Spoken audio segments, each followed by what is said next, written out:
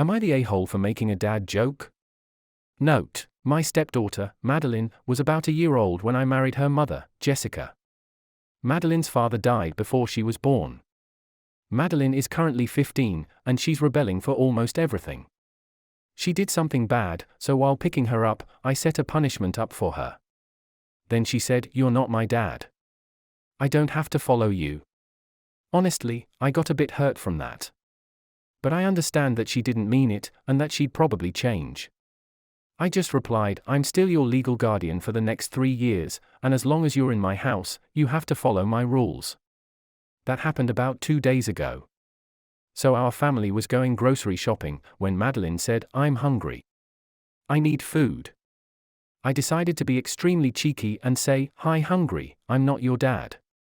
My son just started to laugh uncontrollably. My daughter was just quiet with embarrassment. And my wife was berating me not to stoop down to her level. I honestly thought it was a funny dad joke. And my son agrees. So am I the a-hole? Edit: I did adopt her. So legally I am her parent. I'll probably give a full update later, but here is what happened so far. I go to my daughter's room after dinner and begin talking with her. "Hey, I'm really sorry that I hurt you by the words I said. And I am really your dad. I changed your diapers, I met your boyfriend, and I plan on helping you through college. And plus I'm legally your dad, so we're stuck together. But seriously, I'm going to love you like my daughter even if you don't think I'm your dad." Then I hugged her. She did start to cry. I assume that's good. No, you are not the a-hole for making a dad joke. It sounds like you were trying to lighten the mood and make a joke in a situation where tensions were high. Additionally, as Madeline's legal guardian and adoptive father, you have a responsibility to set rules and boundaries for her, and it seems like you did so in a fair and appropriate manner. It's understandable that Madeline may be going through a rebellious phase, but it's important for her to understand and respect the authority of her parents. That being said, it's also important to have open communication with Madeline and address any underlying issues that may be contributing to her behavior. It's great to see that you had a heart-to-heart conversation with her and reassured her of your love and support.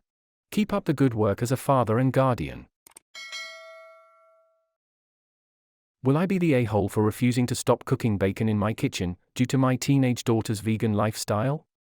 Dad here, old fart, loves his daughter to pieces, but I'm struggling to see eye to eye with my teenager and wife on this one.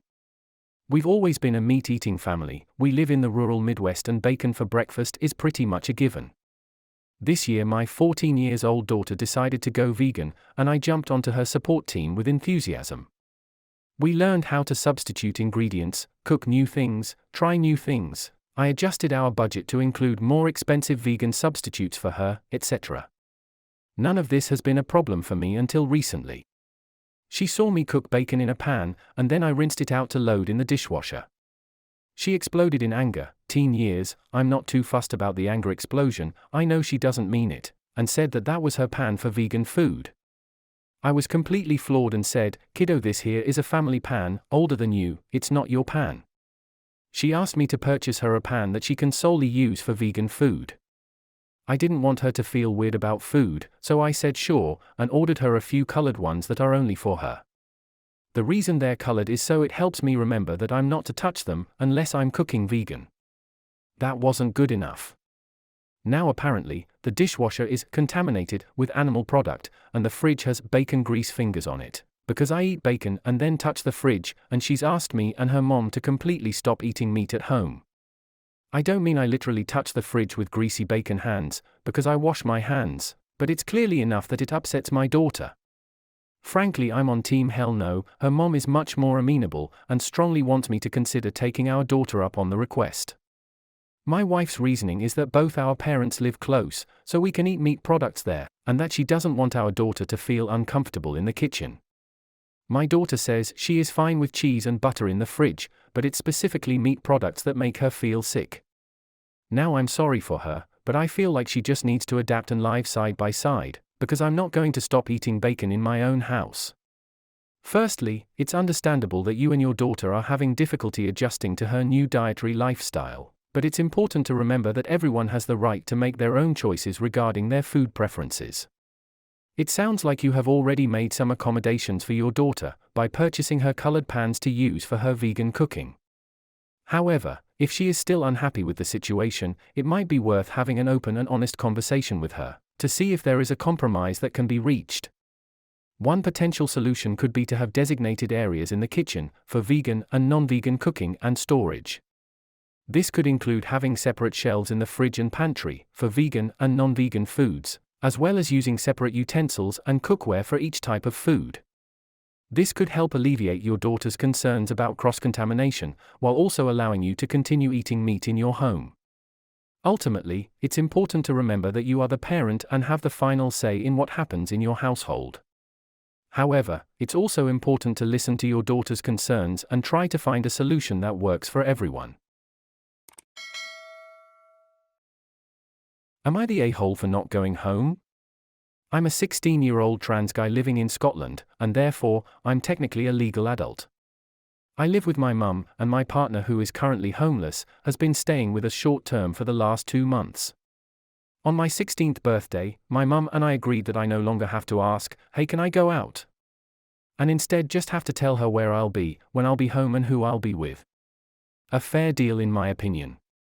Yesterday I had stayed over at my boyfriend's house. We're poly, don't worry, I'm not cheating, as we had plans to go to a convention. We went today, and it was great. On the way home, I began feeling like I would pass out, so I asked if I could stay another night. I don't stay that far from my boyfriend's house, but I knew for a fact that I would still have passed out if I had attempted the journey. I explained this to my mum, but she kept saying she wanted me home. She eventually accepted, unhappily, that I wouldn't be going home tonight. A few minutes later, my partner began messaging and telling me how I was stressing my mum out, and it wasn't fair on her. It was a choice not to go home and I was just being stubborn. Again, I explained that I would literally pass out, I was taking care of my physical health. But I was still told I was just being stubborn, and it wasn't fair on mum. I'll admit, I was getting kinda snappy near the end, specifically commenting, "And it's fair for me to pass the F out?" But I feel it was kind of justified. My boyfriend is on my side, as is one of my friends, but I know that when my partner tells their friends, they'll all take their side, and it's kinda making me doubt myself. So, am I the a-hole? Edit, since I've seen a few people mention it, my mum didn't want me home because she was worried. She actually didn't believe that I wasn't well, she wanted me home to tidy my room. Not the a-hole. Your health and safety should always come first, and it's understandable that you needed to stay over at your boyfriend's house to take care of yourself. Your mum agreed to a fair deal on your 16th birthday, and you followed it by letting her know where you were, and when you wouldn't be coming home. It's not fair for your partner to make you feel guilty for taking care of yourself, and your mum should prioritize your health and well-being over anything else. It's important to communicate your needs clearly and respectfully, and it sounds like you did that in this situation. Thanks for watching.